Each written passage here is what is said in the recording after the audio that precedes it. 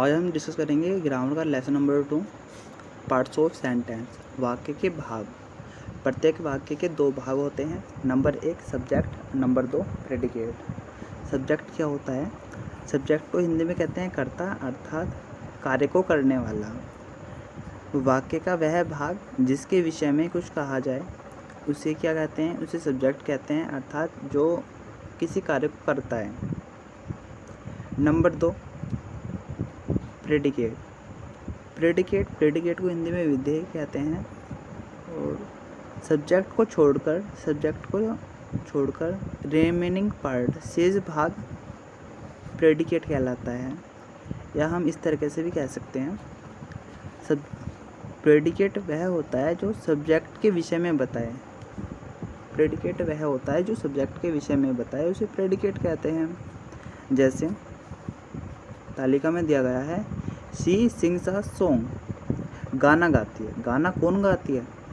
She गाती है। वह गाना गाती है। उनकी यहाँ पर शी एक सब्जेक्ट है और वो क्या काम कर रही है? वो काम कर रही है गाना गा रही है, तो उसको हम प्रेडिकेट कहते हैं।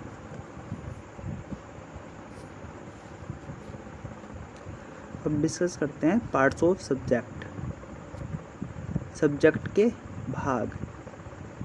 सब्जेक्ट एक शब्द का भी हो सकता है, एक से अधिक शब्द का भी हो सकता है। जैसे टेबल नंबर 1 में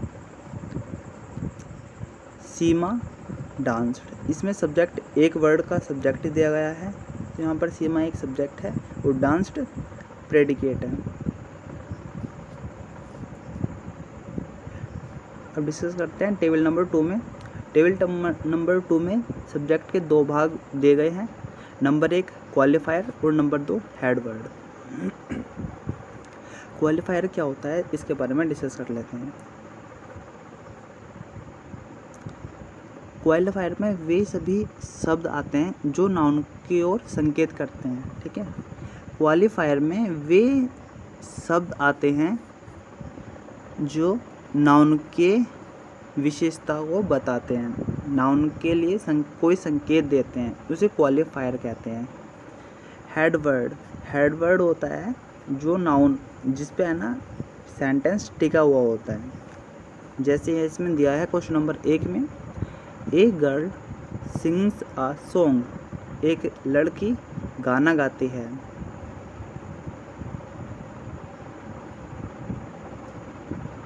अब सब्जेक्ट, तो सबसे पहले क्वालिफायर आता है, उसके बाद हेड वर्ड आता है, और जो शेष भाग होता है सब्जेक्ट को छोड़कर रिमेनिंग पार्ट, उसे प्रेडिकेट कहते हैं। अब डिस्कस करते हैं टेबल नंबर 3। इसमें सब्जेक्ट के 3 भाग दिए गए हैं। नंबर 1 क्वालिफायर 2 प्रकार के होते हैं। क्वालिफायर जैसे डिटरमाइनर और नंबर 2 एडजेक्टिव। और तीसरा भाग दिया गया है हेड वर्ड, जो कि नाउन होता है।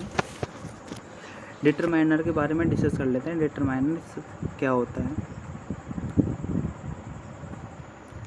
डिटरमाइनर जो शब्द एडजेक्टिव के पहले रखे जाते हैं। डिटरमाइनर जो शब्द होते हैं वे एडजेक्टिव से पहले रखे जाते हैं। और डिटरमाइनर क्या होता है? डिटरमाइनर में वे सभी वर्ड आते हैं जो नाउन की ओर कोई विशेष संकेत प्रकट करते हैं। जैसे ए, द, माई, सम, ये सभी डिटरमाइनर होते हैं। और थोड़ा सा इसके बारे में डिस्कस करेंगे।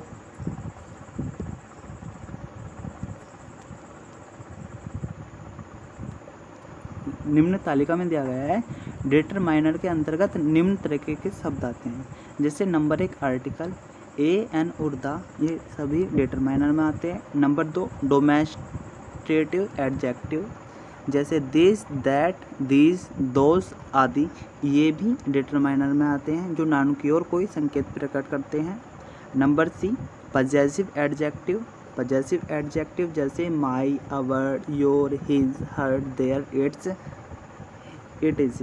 इस प्रकार के संबंधवाचक विशेषण अर्थात पजेसिव एडजेक्टिव कहलाते हैं। Number D adjective of quantity, यानी कि मात्रक सूचक। एडजेक्टिव ऑफ नंबर, ये सभी जैसे some, all, any, many, one, two, much, few, every आदि, ये सभी डिटरमाइनर के पार्ट होते हैं। अब डिस्कस करते हैं एडजेक्टिव क्या होता है। एडजेक्टिव के बारे में डिस्कस करते हैं। एडजेक्टिव वो होता है जो नाउन की कोई विशेषता बताता है, या एडजेक्टिव को हम कह सकते हैं, एडजेक्टिव को क्वालिटी कह सकते हैं, जो उसके गुणों को बताए, नाउन के गुणों को बताए, उसकी विशेषता बताए कि वह अच्छा है, बुरा है। इस प्रकार के जो वर्ड होते हैं वे एडजेक्टिव में आते हैं। क्वेश्चन नंबर 1 जैसे डिस्कस ये दिया गया है, ए ब्यूटीफुल गर्ल डांस। यहाँ पर ए क्या है, डिटरमाइनर है, ब्यूटीफुल यहाँ पर एक एडजेक्टिव है और गर्ल यहाँ पर एक मुख्य वर्ड है, हेड वर्ड या मेन वर्ड भी कह सकते हैं। और डांस यहाँ पर एक वर्ब है जो कि सब्जेक्ट को छोड़कर यहाँ पर वर्ब बची है, और वर्ब ही क्या होगी यहाँ पर प्रेडिकेट होता है।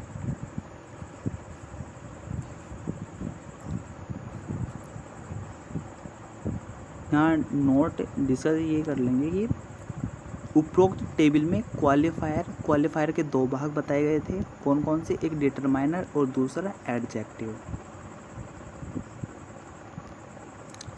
डिटरमाइनर जो शब्द होता है उसको एडजेक्टिव से पहले रखा जाता है, डिटरमाइनर को एडजेक्टिव से पहले रखा जाता है, वो एडजेक्टिव के बाद हेड वर्ड आता है।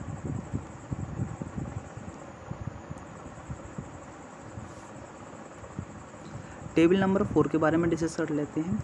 यहाँ पर सब्जेक्ट के 4 भाग दिए गए हैं, नंबर 1 डिटरमाइनर, नंबर 2 एडजेक्टिव और नंबर 3 हेड वर्ड और नंबर 4 एडजेक्टिव फ्रेजेस। अब डिटरमाइनर क्या होता है, जो नाउन के बारे में कोई संकेत विशेषता प्रकट करता है। एडजेक्टिव क्या होता है, जो नाउन की विशेषता बताता है। हेड वर्ड वो होता है जिस पे कोई सेंटेंस टिका हुआ होता है या जो कार्य को करने वाला होता है, उसे हेड वर्ड कहते हैं। सब्जेक्ट में आता है, हालांकि सभी सब्जेक्ट ही होता है वो कार्य को करने वाला। एडजेक्टिव फ्रेज वो होता है जो सब्जेक्ट से रिलेटेड होता है, वो करता क्या है, वो किसके साथ है, किसके साथ नहीं है, उसी को एडजेक्टिव फ्रेज कहते हैं। जैसे a beautiful lady with the basket fell down. यहाँ पर इसका अर्थ है हिंदी, एक बास्केट के साथ एक ब्यूटीफुल लेडी फेल डाउन, नीचे गिर गई है। The black bird sitting in the tree is crow. पेड़ पर बैठे काले पक्षी कौवे हैं, कौवा है, पेड़ पर बैठा काला पक्षी कौवा है।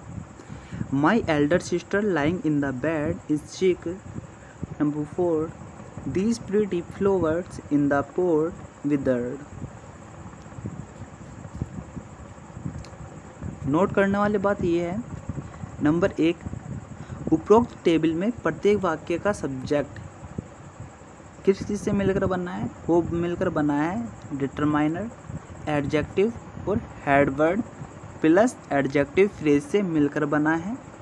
नंबर 2 एडजेक्टिव फ्रेज क्या होता है, एडजेक्टिव फ्रेज सब्जेक्ट का ही भाग होता है जो कि हेड वर्ड के बाद आता है।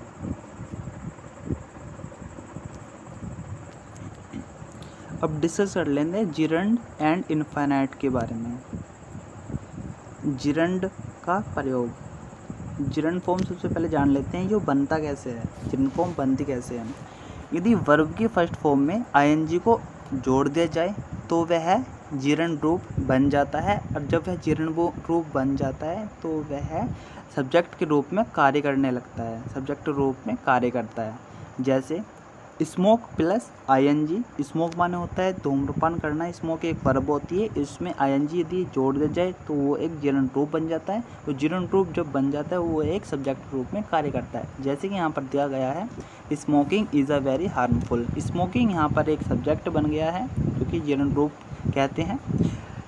शेष remaining part is very harmful predicate की कैटेगरी में रखा गया है। Number 2 singing is a good art, sing माने गाना होता है, वर्ब होती है, वर्ब में आईएनजी जोड़ दिया गया है तो यह सब्जेक्ट बन गया। जिरंड रूप जिसे कहते हैं, जिरंड रूप को सब्जेक्ट के रूप में यूज़ करते हैं। Singing is a good art. Number 3, walking is good for health. Walk एक वर्ब है, इसमें आईएनजी को ऐड कर दिया गया तो वह जिरंड फॉर्म बन जाती है और जिरंड फॉर्म सब्जेक्ट के रूप में कार्य करता है। अब डिस्कस कर लेते हैं इनफाइनाइटेड फॉर्म के बारे में।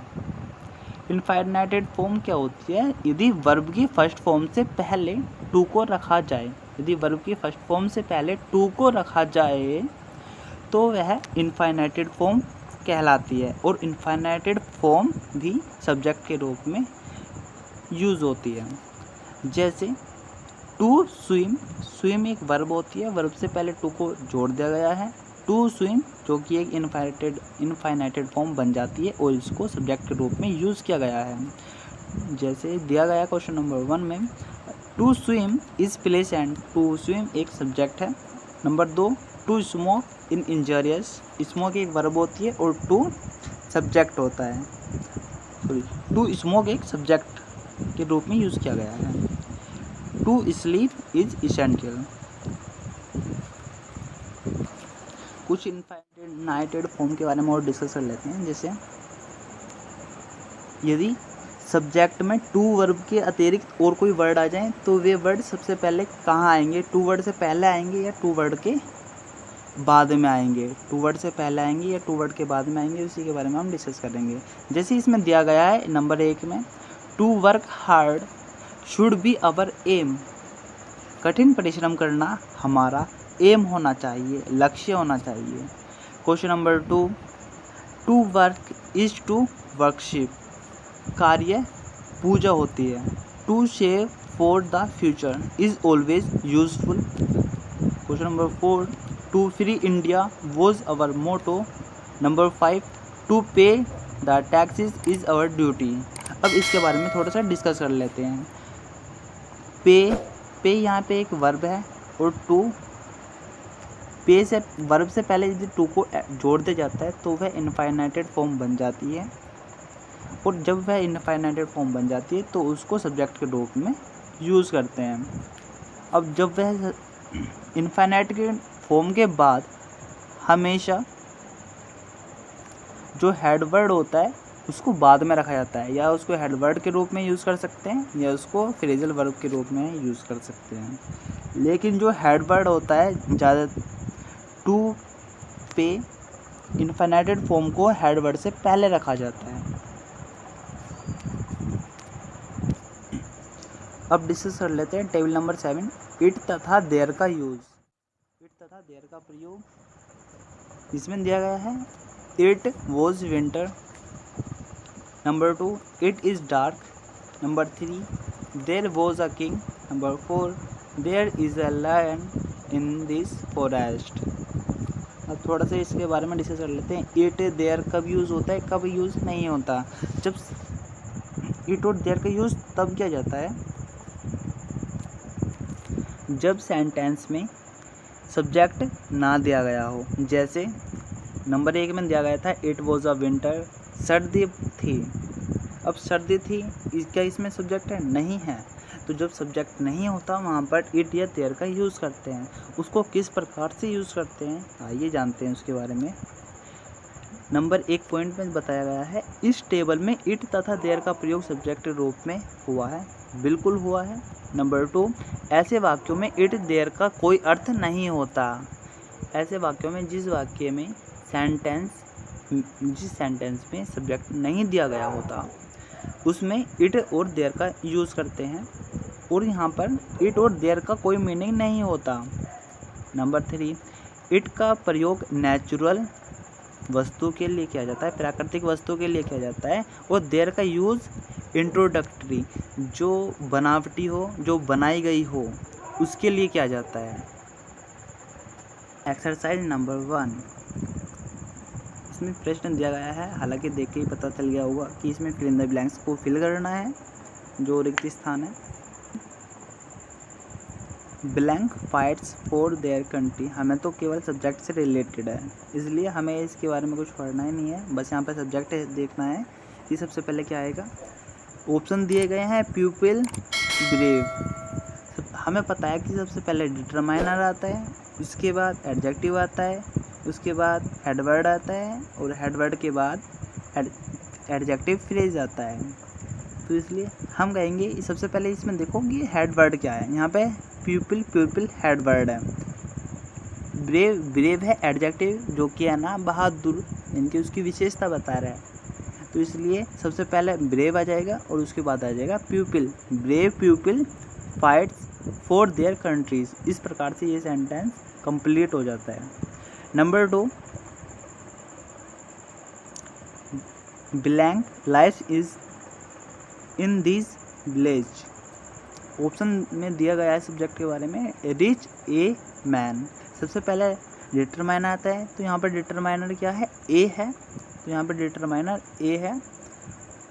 डिटरमाइनर के बाद एडजेक्टिव आता है, तो ए के बाद आ जाएगा रिच और एडजेक्टिव के बाद आता है हेडवर्ड या मैन वर्ड आता है।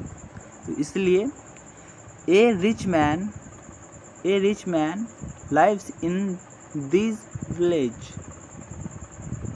Number 3, blank are playing. Subject के बारे में डिस्कस करना है हमें, तो इसलिए सबसे पहला आएगा क्या, डिटरमाइनर आएगा। डिटरमाइनर क्या होता है, जो उसकी नाउन के बारे में कोई संकेत देता है।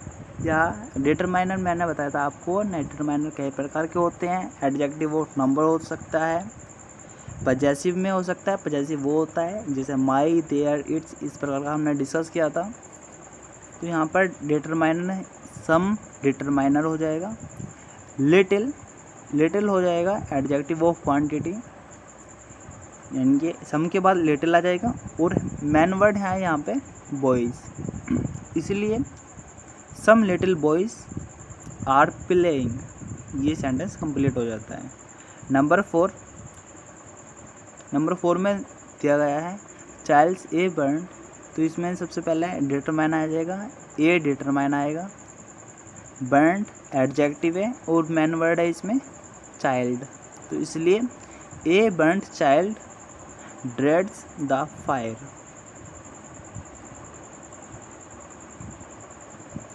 नंबर 5, इसमें दिया गया है the birds on beautiful this tree. अब इसको बनाते हैं। सबसे पहले हमें देखना होगा कि मैन वर्ड क्या है। इसमें मैन वर्ड है द बर्ड मैन वर्ड है, लेकिन यहाँ पे ब्यूटीफुल दिया है, यानी कि एक सुंदर चिड़िया। एडजेक्टिव, और एडजेक्टिव में हेड वर्ड से पहला आता है, इसलिए द ब्यूटीफुल बर्ड उसके बाद आता है एडजेक्टिव फ्रेज। क्योंकि हमारा डिटरमाइनर कंप्लीट हो गया है, द बर्ड हेड वर्ड आ गया और हेड वर्ड से पहले ब्यूटीफुल यानी कि एडजेक्टिव आ गया। शेष क्या बचा, ओन दिस ट्री, और ओन दिस ट्री ये फ्रेजल वर्ब हो जाएगा। इसलिए the beautiful bird on this tree is cuckoo. इस प्रकार से ये टेंस बन जाएगा। या हम इसको इस प्रकार से भी लिख सकते हैं कि this beautiful bird on the tree is cuckoo. ये सही रहेगा। नंबर 6 में दिया गया है in morning the to walk. सबसे पहले मैंने आपको बताया था कि यदि वर्ब दे दिया, यहाँ पे वर्ब दिया गया है, यहाँ पे टू दिया गया है, तो इसका क्या रिलेशन बनता है। मैंने बताया था कि टू प्लस वर्ब की फर्स्ट फॉर्म, यदि वर्ब की फर्स्ट फॉर्म में टू को ऐड कर दिया जाए, टू को रखा जाता है वर्ब से पहले, तो वो इनफाइनाइटेड वर्ब बन जाता है। और इनफाइनाइटेड फॉर्म को सब्जेक्ट के रूप में यूज़ करते हैं, इसलिए टू वॉक एक सब्जेक्ट बन गया है। सब्जेक्ट के बाद क्या आता है, फ्रेजल वर्ब आता है, इसलिए to walk in the morning is good for health. ये सेंटेंस कंप्लीट हो जाता है। नंबर 7 में दिया गया है blank should be our aim. यहाँ पर ऑप्शन में दिया गया है हार्ड टू वर्क, इसलिए सबसे पहले आएगा वर्ब की फर्स्ट फॉर्म से पहले टू आएगा, तो यहाँ पर वर्ब है वर्क से पहले आ जाएगा टू, इसलिए टू वर्क। जो रिमेनिंग बस है इसको लास्ट में लिखते हैं, बाद में लिखते हैं हार्ड। तो to work hard should be our aim. Number 8 blank is very costly. Option में दिया गया है पैन ग्रीन माई। अब यहाँ पे डिटरमाइनेंट क्या है, देखो सबसे पहले हमें देखना होगा कि मेन वर्ड क्या है, हेड वर्ड। हेड वर्ड है इसमें पेन और डिटरमाइनर है इसमें माई। जो हमें पता चल गया कि हेड वर्ड इसमें पेन है और डिटरमाइनर इसमें माई है, इसलिए माई पेन। अब इसमें आया ग्रीन। ग्रीन क्या है, ये विशेषता बता रहा है, यानी कि ये होगा एडजेक्टिव, यानी कि हरा पेन। पेन कैसा है, हरा है, उसकी विशेषता बता रहा है, इसलिए ये एडजेक्टिव हुआ। और डिटरमाइनर के बाद एडजेक्टिव आता है, एडजेक्टिव के बाद हेड वर्ड आता है, इसीलिए my green pen is very costly. Sentence complete हो जाता है। Number 9, blank is standing at the door. Option में दिया गया है ब्लाइंड ए मैन। इस सबसे पहले हेड वर्ड है इसमें मैन, मैन हेड वर्ड है, ए डिटरमाइनर है, ब्लाइंड एडजेक्टिव है, इसीलिए सबसे पहला क्या आ जाएगा, सबसे पहला आ जाएगा ए ब्लाइंड, एडजेक्टिव आएगा ए ब्लाइंड और फिर आ जाएगा इसमें मैन, इसलिए ये सेंटेंस कंप्लीट हो जाता है किसके साथ, a blind man is standing at the door. Number 10, is a dancer.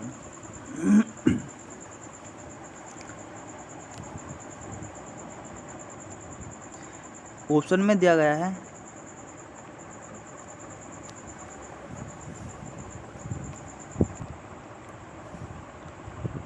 Number 10, blank is a dancer. Option में दिया है गर्ल ब्यूटीफुल दिस। सबसे यहाँ पे हेड वर्ड है गर्ल, ब्यूटीफुल एडजेक्टिव है, दिस डिटरमाइनर है, इसीलिए this beautiful girl is a dancer. Number 11, blank will come today. Option में दिया है ब्रोदर माई यंगर। सबसे पहले आएगा क्या, हेड वर्ड। हेड वर्ड से पहले क्या आएगा, हेड वर्ड से पहले आएगा एडजेक्टिव, एडजेक्टिव से पहले क्या आएगा, माई आएगा, इसीलिए my younger brother will come today. Question number 12, blank was crying loudly. Option में दिया है ओल्ड दैट लेडी।